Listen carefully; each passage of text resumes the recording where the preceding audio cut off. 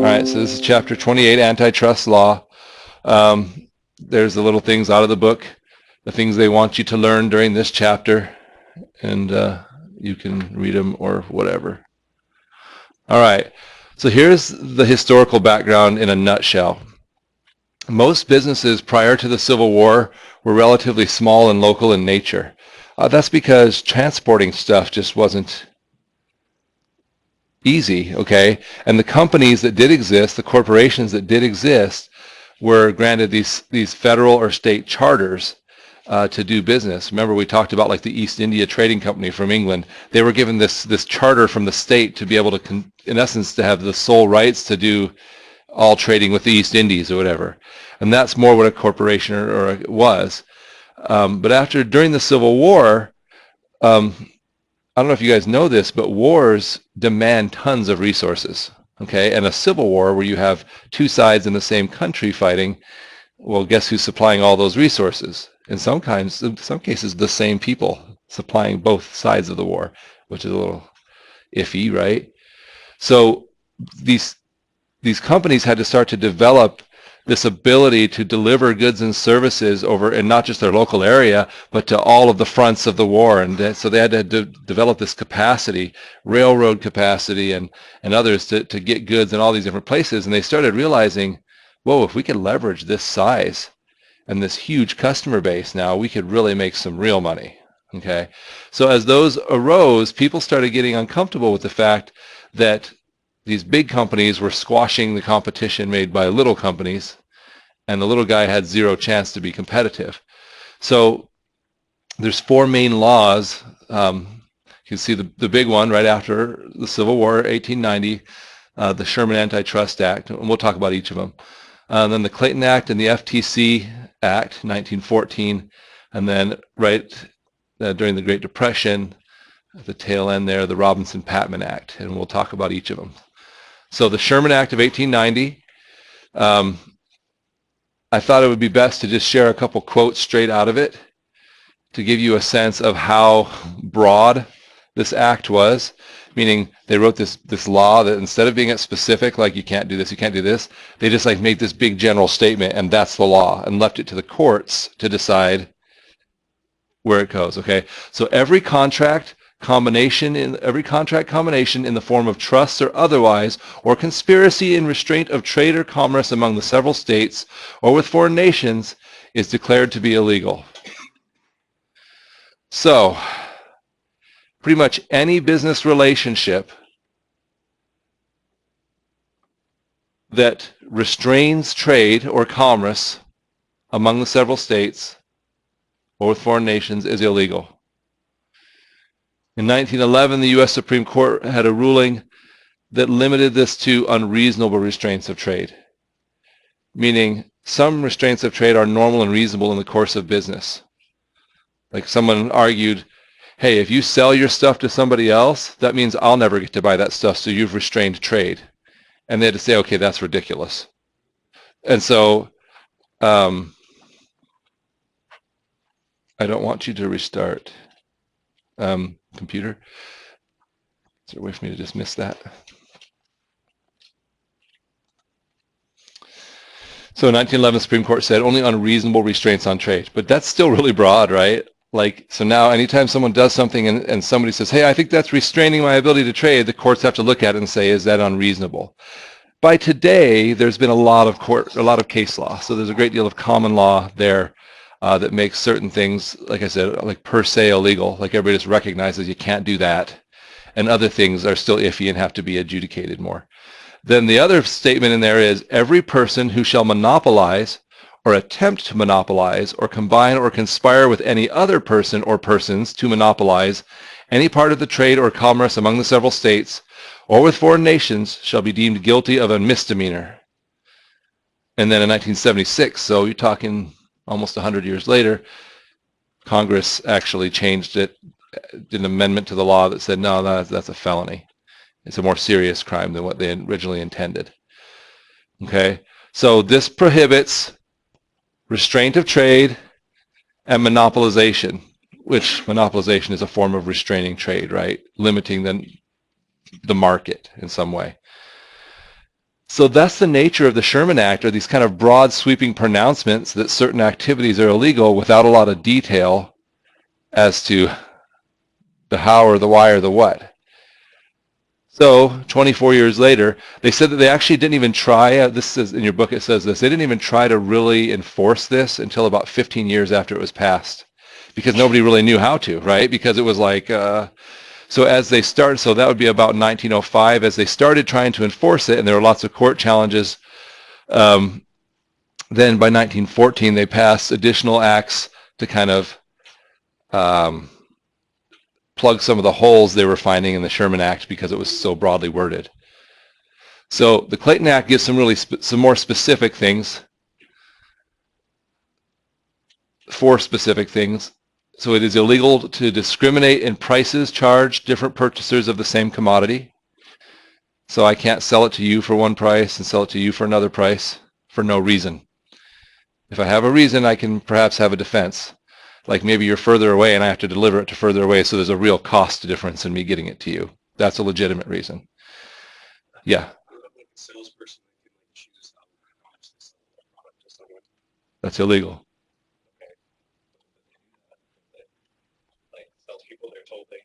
I don't know, I heard like some people they can sell it for like, I don't know, 150 or 20 bucks, and then they go to the people trying to figure out what price to buy it. So sell 20 for 100, 150, that's illegal. Yeah. But in retail scenarios, there may be reasons why it's not. That's what I'm saying. This is why this is so hard. Yeah, Shay.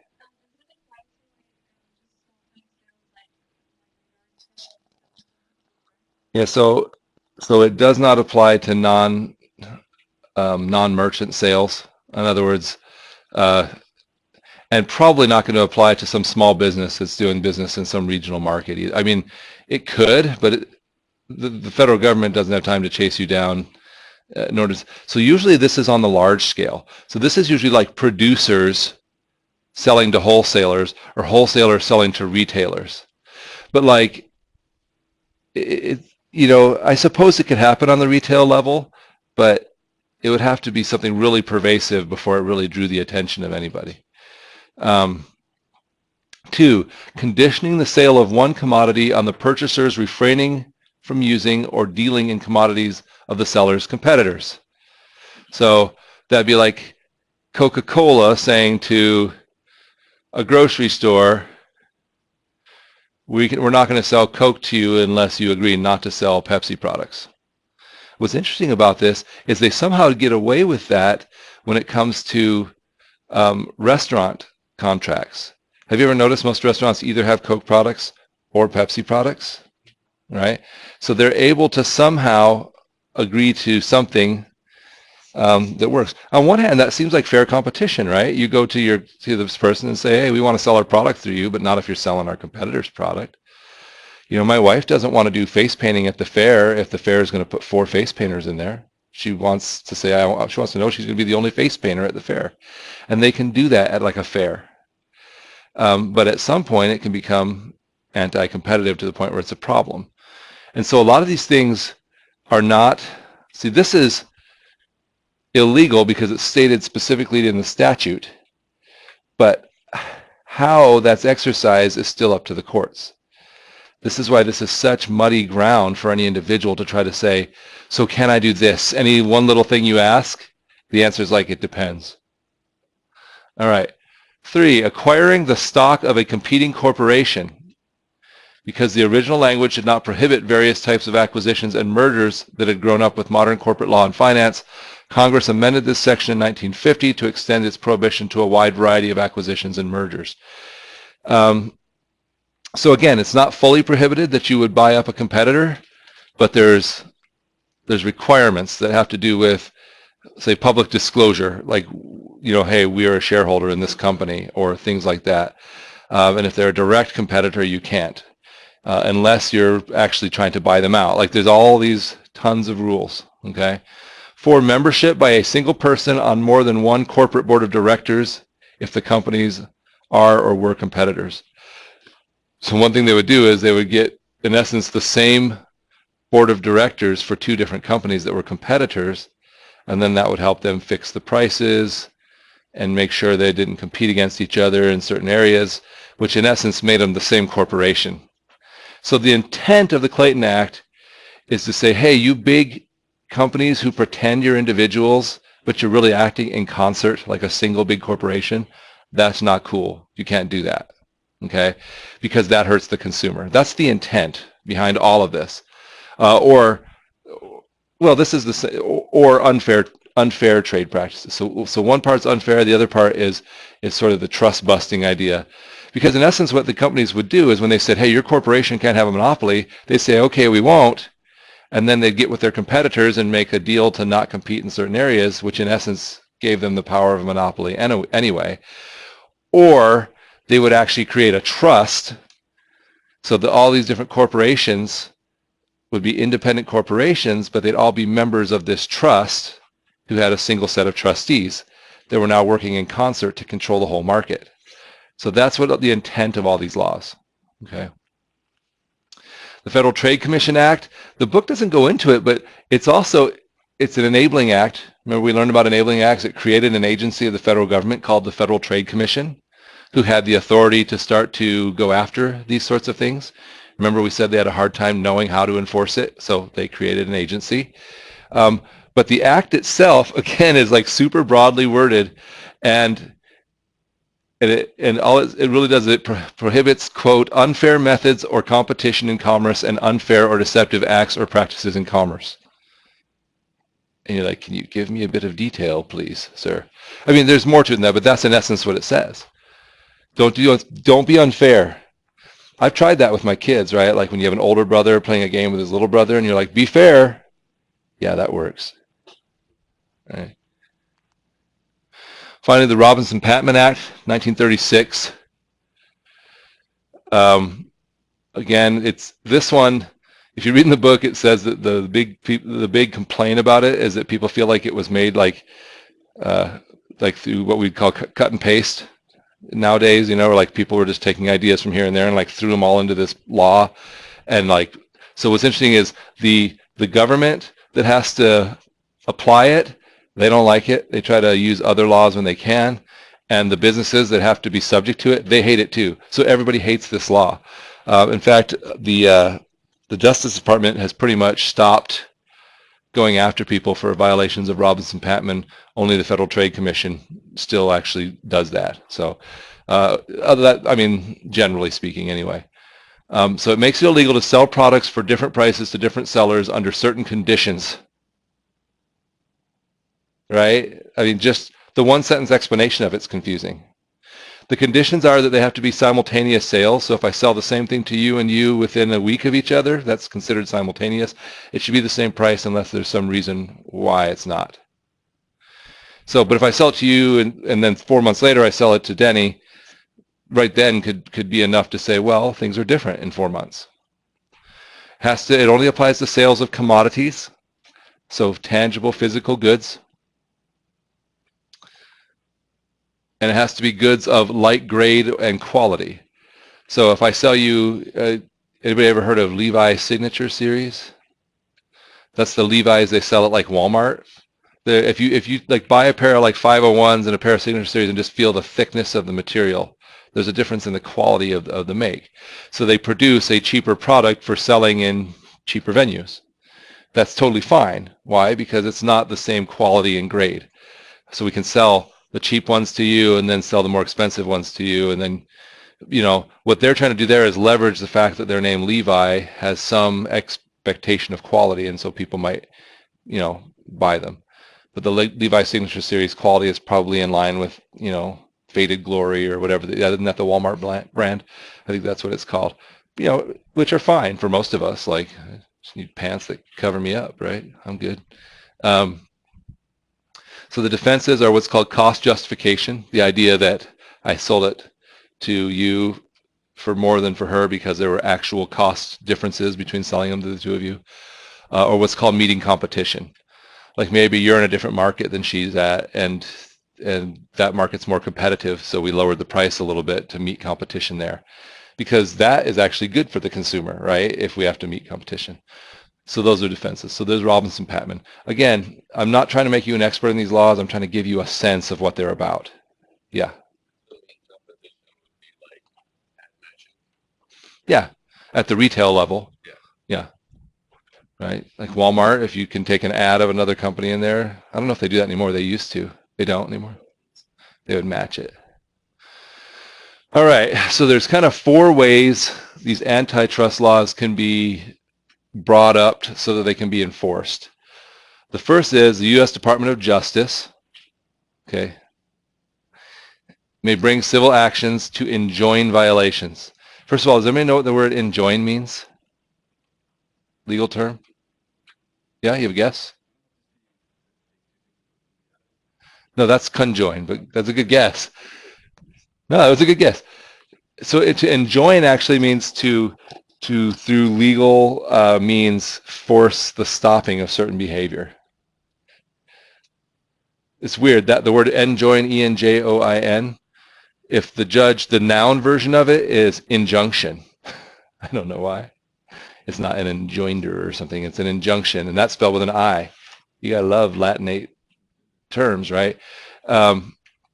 So the judge will give what's called an injunction, which means you have to cease certain behaviors, stop selling this, or stop charging this different price, or whatever. So that's what it means.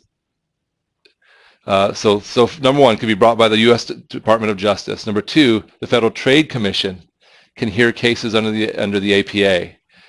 So instead of having to go to court, they can kind of come in and they can sort of like say you're in violation, and then they can hear the case. If you don't like the way they rule, then you have to go through the appellate system, just like any other administrative law situation. Number 3, the state attorneys general can file antitrust suits on behalf of their citizens. So the state can actually sue a corporation on behalf of the citizens of their state if they feel that the corporation is engaging in unfair trade practices within the state. Number 4, private individuals and companies can file suits for damages or injunctions if, I don't know, I'll delete that. Never end a sentence with if. All right. So 4 ways these things can happen. Department of Justice, FTC, state attorney generals, individuals. All of those people could bring a suit. Does that make sense? So what can happen to a company if it violates antitrust laws? Not very often, but sometimes they can face forfeiture, which means like any assets involved. Like let's say someone decides that Giant has created a monopolistic situation in the Gila Valley, just as a totally hypothetical situation. Theoretically, if they came in, the Department of Justice came in and tried to break this thing up and found that they actually had a monopolization, they could just make them forfeit all those properties, just take them from them. But they don't do that very often. That's kind of like the nuclear option, right? Like to just seize all their assets. So more often they do something called an injunction. That's where you get a judge to say, hey, you can't do that. Even the injunction could say you're going to have to sell off 50% of these to competing gas stations.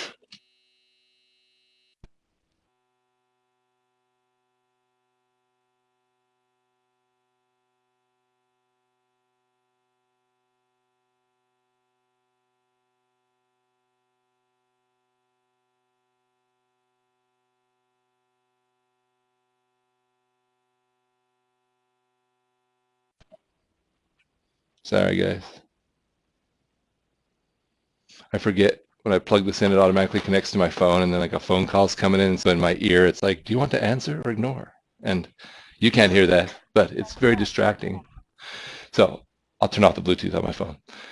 All right, cease and desist orders. Again, that sounds a lot like an injunction, because it is a lot like an injunction. This is where the judge says, or not even the judge. So an injunction usually comes from a judge, but a cease and desist order can come right from the Federal Trade Commission. They can just say, you need to stop doing that. At which point you can either challenge them and say, I don't think I should have to stop doing that. And they would go to a judge and seek an injunction. Or you could just comply. A lot of people just comply because it's not worth the big protracted court fight, right? Another is called a consent decree. This is where the Federal Trade Commission comes in and says, we think you're in violation. This is why we think you're in violation, and we would like you to agree to these terms. Again, you can just take the consent decree and say, we agree to no longer do whatever activity you think we're doing is inappropriate, or you can challenge it. Here's why people don't like to challenge it. Because the way the Sherman Act and the Clayton Act are written is to allow something called treble damages, meaning that when someone sues you, whether it be a state attorney general or an individual, if they win, they don't get back the amount that you harmed them. They get 3 times the amount that you harmed them. So they're awarded treble or triple damages. So suddenly there's a real reason to not go to court with this, right? Because if I go to court and I lose, I'm going to pay triple. Where if I just sign the consent decree that says stop doing that, it's over. So I've got to really think I've got a defensible case before I'm going to agree to go to court. Yeah, that treble damages is an interesting write-up in the law that I think was meant to give more teeth to the Federal Trade Commission, because in essence it says you can go along with what we say or you can take your chances at court and risk triple damages. And then finally, under certain things, especially under the Monopoly Act, so like is what's called divestiture, where the government can actually break up the company and say, for example, back when I was a kid, they decided that AT&T had monopolized the telephone market. So what they did is they they actually did it through decree. They worked together with them to figure out a solution, and AT&T in essence agreed to like split up into like these regional telephone companies that would all be independent companies. But what was interesting is after that happened, they started buying, they started glomming up again and making larger regional companies, and so a lot of the companies we know today, Sprint was one of them. WorldCom you don't hear about as much, but those were all parts of AT&T at one time. So anyway, so that's how it goes. All right, so specific things that are prohibited by antitrust law. The first are what are called horizontal restraints on trade. If you think about the term horizontal, right, a horizontal line is like this. So that's going to mean restraints on trade across your competitors. So if you think about it like here's business 1, business 2, business 3 all competing against each other, anything we do to impact fair trade among our competitors, that's a horizontal restraint on trade, okay? So things like price fixing. So there's what's called direct price fixing. That's where a bunch of competitors, let's say I call all of the other rental storage people in town and say, look, I know we can't make it if it's less than $40 per unit. So let's all agree that none of us will drop our prices lower than $50. Because right now, if somebody goes up to 50, well, there's other people still at 40. So now the customer has to decide, do I want to pay a little less? Or, there's the trade-off. That's good for the customer. It forces us to compete with each other to keep our prices low. If we all get together and agree upon some set price, we could choose any price. If none of us are going to be less than $70, so that's what the customer will have to pay. That's illegal, and that's per se illegal, okay? Like no ifs, ands, or buts. If you get together with your competitors, set prices, that's price fixing, illegal.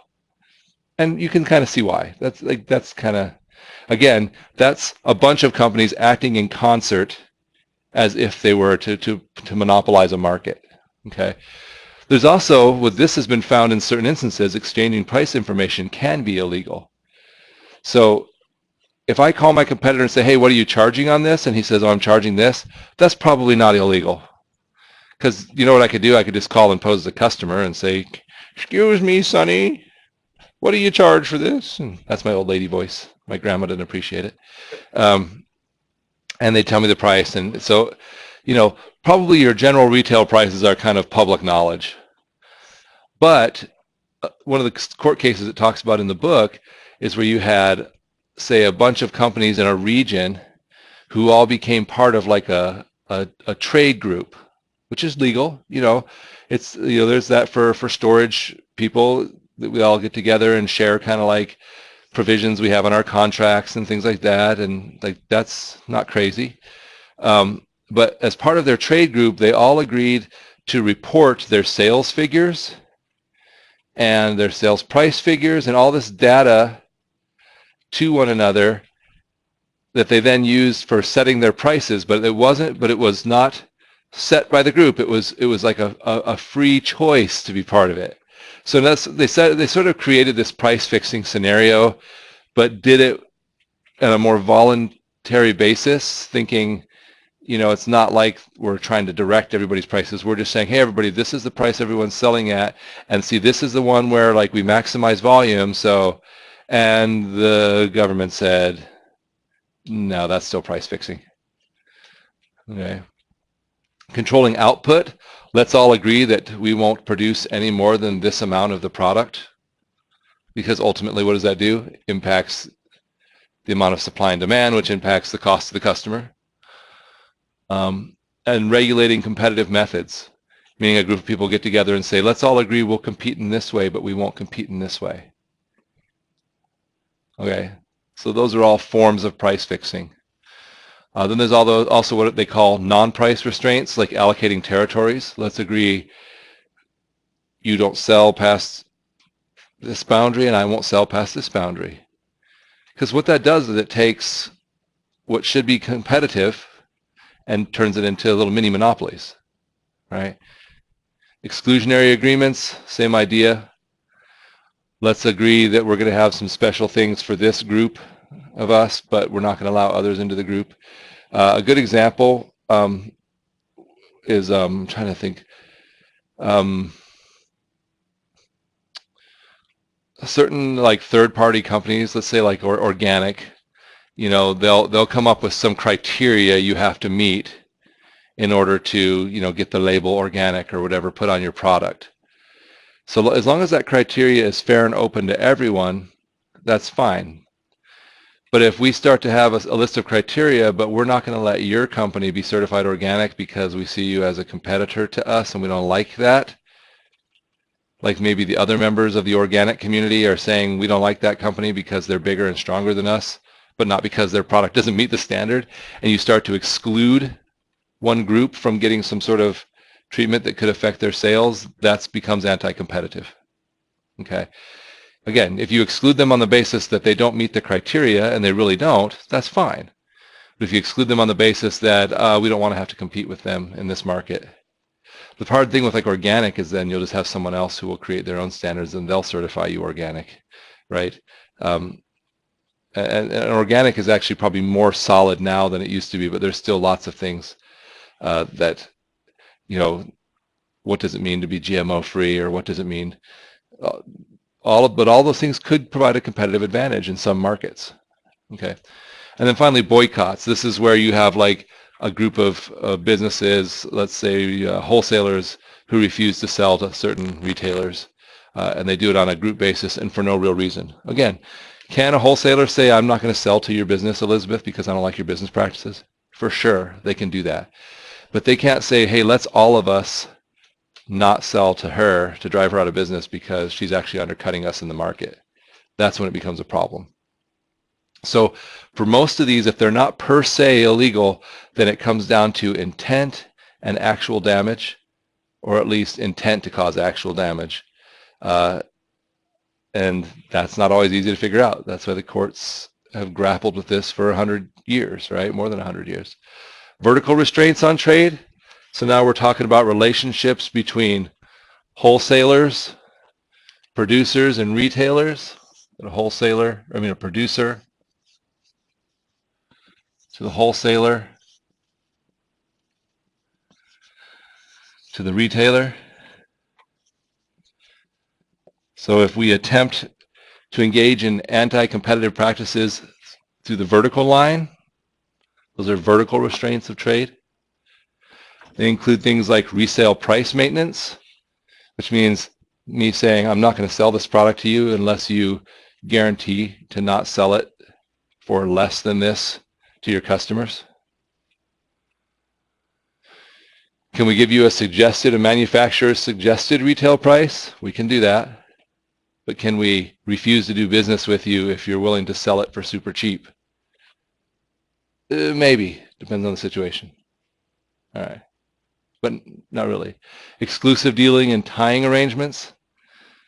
This is where we say we will only sell this product to you if you don't deal with this other company, or if you do deal with this other company, or in other words, if we tie our business to you in this area to your willingness to do or not do business or some other activity outside of that area, we're getting into illegal ground. Again, allocating territory and customers, which is a lot like we talked about that for the horizontal. That would be among competitors. This would be, again, a wholesaler saying, you can have this region and you can have this region. Are they able to do that to a certain extent to, in essence, say you're the only retailer that we're going to sell to in this area? Yes, but as long as, like if they did that and said, look, you're the exclusive distributor of our product in the Gila Valley, what they'd have to decide is the Gila Valley sufficiently closed off from the rest of the world from a commerce perspective that constitutes a monopolistic sort of situation? Or are we close enough to Phoenix or Tucson that if someone didn't like the price you were offering here, they could pretty easily go there and get it? And so, and it depends on the product, right? If it's a car, would you be willing to drive to Tucson to get $4,000 less on a car? Probably. But if it's something like gasoline, where it's dependent on, then it becomes different. And so that's why there's so many like iffy things with whether or not they're going to prosecute this. A lot of times if the FTC, it's like the Eye of Sauron, right? If it looks at you, you're like, okay, what was I doing? Tell me what I need to do to not draw your attention, right? And that's how the consent decree works. They kind of look at you and say, agree to this. And you go, okay, I don't want to go to court. I was just trying to compete. I didn't realize I'd crossed the line. And that's how a lot of them happen. Yeah. So I'm asking that the first one. Can they do that if it's in the contract? For example, one that I know is the triggers. They all have to be sold at the same price. You can't undercut trigger at all if you're one of their distributors. Yeah. So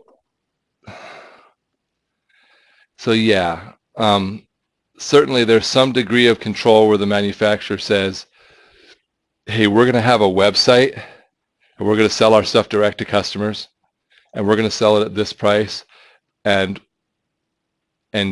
we don't want any retailer to sell it for less than that. Right. So they can do that if, again, it depends on the product.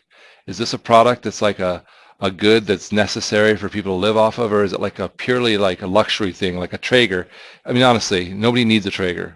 They're awesome. They're a smoker, like a meat smoker, and they're they take all of the artistry out of smoking. And what I mean by that is they're kind of automatic, but they give you this super consistent product every time, and so that's what's awesome about them. Whereas, real smoking, you have to get out there and babysit the smoker and feed the sticks in there and keep the temperature just right. But Traeger makes it easy and it makes delicious food. So again, if somebody were to challenge that, they'd have to go to court. They'd have to explain to a judge why, look, this isn't hurting it. There's so many other competitors for what we do. This is not a necessary good. And so all of those factors come into play when they're deciding. And this is where Microsoft got into trouble, right? They were doing tying arrangements where they were saying, hey, every other computer manufacturer in the world, we will give you Windows for nothing if you will have it installed as the default operating system on all the computers you sell. And then we'll give you discounts on our other software products, and you can have Office installed on there and sell it at the retail price or whatever, and make to there's a part of me that's like, that's just smart business. But there's another part at some point where they say, wait a minute, you're just taking these steps to crush all of their competition. And it's like, you're by being smarter than them, right? So that's where a lot of this becomes hard. And the question is something like an operating system, number one, is it a commodity, like a tangible good? Number two, is it like a necessary thing that we're going to hurt somebody by having that market be less competitive? And at this point, I think operating systems probably are pretty important to commerce and to life in general to most of us. We don't realize it, right? But I interface with iOS, I don't know, every 10 minutes.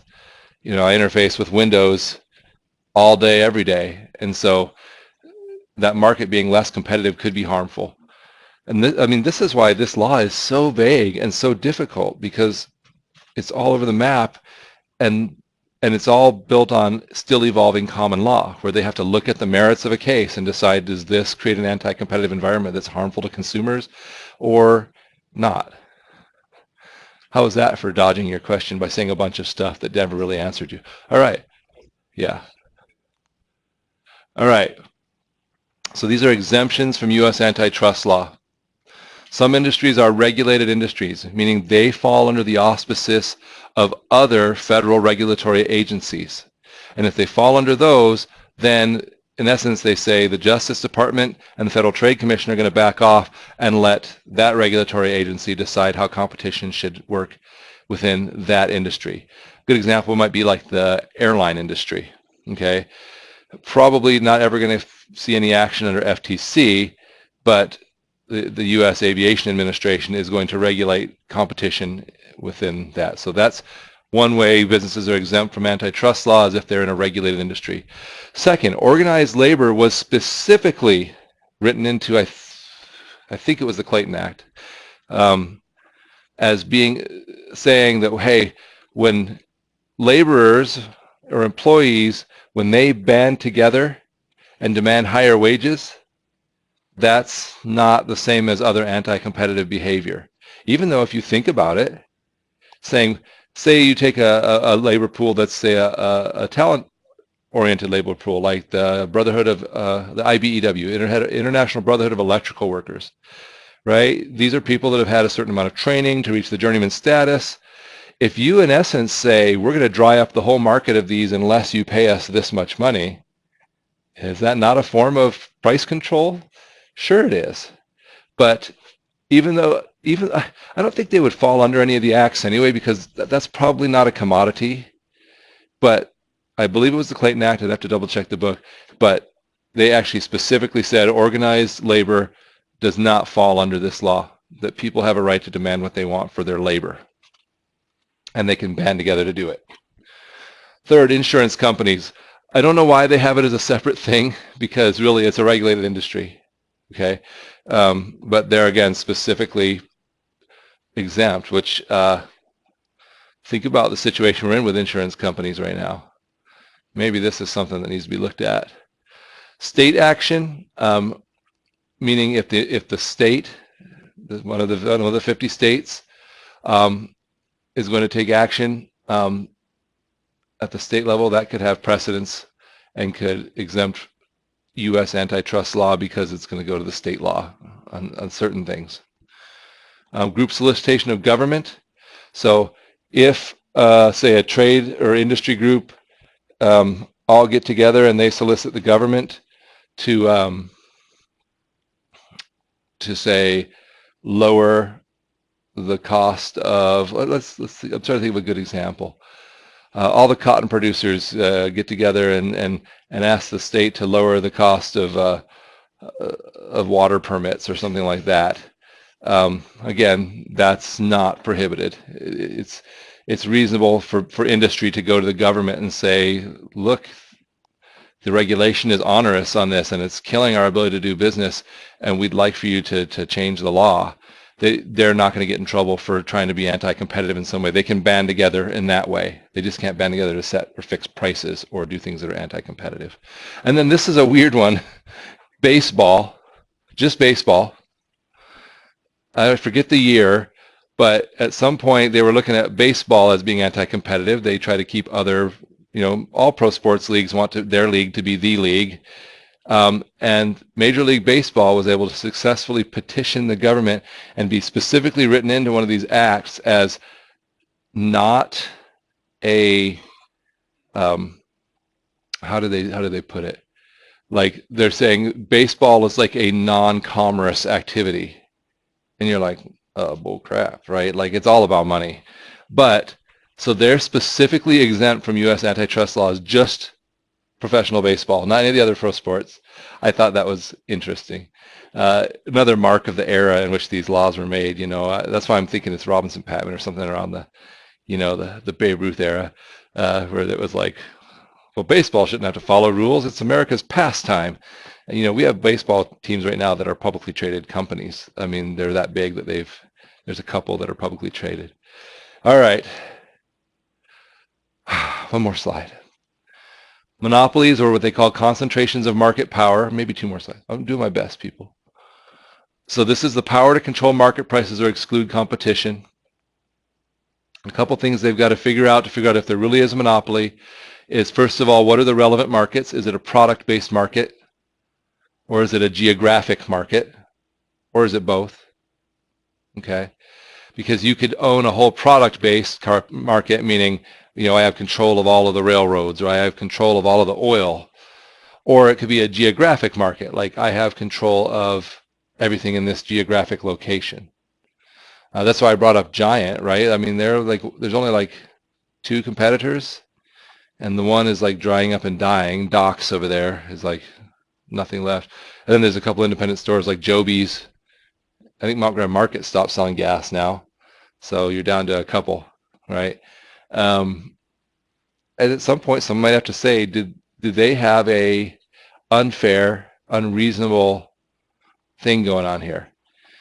And one thing they might look at is, even if they own all of them, are their prices roughly the same as the rest of the state? They're more expensive than Globe, but they're not much more expensive than some other places. Globe is way cheaper, and I don't know why. Second is market share. What percentage of ownership do they have of the market, and is that unreasonable? There's been cases where a company's had 65 or 70% of the market, and judges have said, no, that doesn't constitute a monopoly. And others where they've had that much and said, oh yeah, that's a monopoly. And again, dependent on the nature of the product, dependent on the nature of lots of other little factors. And then, let's say you have a monopoly, but you did not acquire it through nefarious means. Like maybe you built a product and people liked the product and they kept buying your product, and over the years you produced the best version of the product, and so that you could have monopoly, but it's not an illegal monopoly in certain circumstances. Okay. And the maintenance of that monopoly power too, because you could say have built a monopoly, but not by any sort of nefarious means, but then you could try to maintain that monopoly by anti-competitive behavior. Okay, and that includes this concept of innovation as intent to monopolize. And they talk about, was Microsoft kind of always being a step ahead of everybody? Was that just because they had superior insight and knowledge in their industry, or was it a coordinated effort to undercut competition? And that's what they have to decide, because certainly, like, Microsoft Windows has a monopoly on the PC market, right, as an operating system. In the end, Microsoft actually fought it and lost and had to make some changes. All right, that skims the surface of this chapter, which is a lot. And the chapter skims the surface of, like I said, you could have a whole graduate course of study, like a whole years of study in this concept if it interested you. Have a terrific day.